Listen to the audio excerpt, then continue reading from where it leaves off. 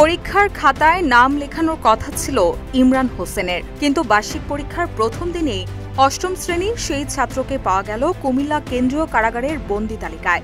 নিষিদ্ধ সংগঠন ছাত্রলীগ পরিচয়ে গ্রেপ্তার হওয়া ইমরান হোসেনকে কারাগারে পাঠানো হয়েছে। এর ফলে ২০ নভেম্বর থেকে শুরু হওয়া বার্ষিক পরীক্ষায় আর অংশ নিতে পারেনি ইমরান। পরিবারের দাবি, কোনো প্রমাণ ছাড়াই ইমরানকে ফাঁসানো হয়েছে। ইমরান নাঙ্গলকোট উপজেলার ঢালুয়া বহুমুখী উচ্চ বিদ্যালয়ের অষ্টম শ্রেণীর ছাত্র। এর আগে গত সোমবার গভীর রাতে চিওরা গ্রামের ডেকোরেটর ব্যবসায়ী ইশাক মিয়ার ছেলে ইমরানকে বাড়ি থেকে তুলে নিয়ে যায় পুলিশ। পরদিন আদালত তাকে কারাগারে পাঠানোর নির্দেশ দেয়। পুলিশ জানায়, এসআই আলমগীর হোসেন সন্ত্রাস বিরোধী আইনে একটি মামলা করেন, যেখানে ২৫ জনের নাম সহ ৫০ থেকে ৬০ জনকে আসামি করা হয়েছে। ওই মামলার ৬ নম্বর আসামি ইমরান। এজাহারে তাকে ছাত্রলীগ কর্মী হিসেবে উল্লেখ করা হয়েছে।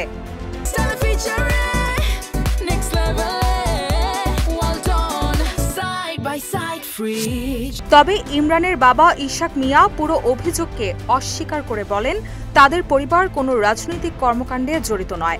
হঠাৎ রাত ৩টার দিকে পুলিশ আমার ছেলেকে ধরে নিয়ে যায়। পরীক্ষার প্রবেশপত্র নিয়ে থানায় গেলেও কোনো সাহায্য পায়নি। আদালতও জামিন দেয়নি। ইমরানের বাবা অভিযোগ করে বলেন, কোনো প্রমাণ ছাড়াই আমার ছেলেকে ফাঁসানো হয়েছে।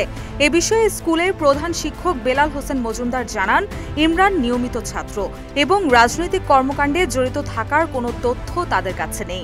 একই সঙ্গে তিনি ইমরানের মুক্তি দাবি করেন।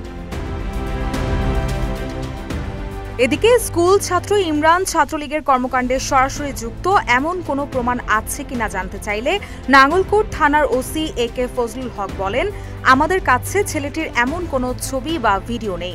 তবে ওই দিন রাতে তাকে গ্রেপ্তারের আগে আরও ৫ জনকে গ্রেপ্তার করা হয়।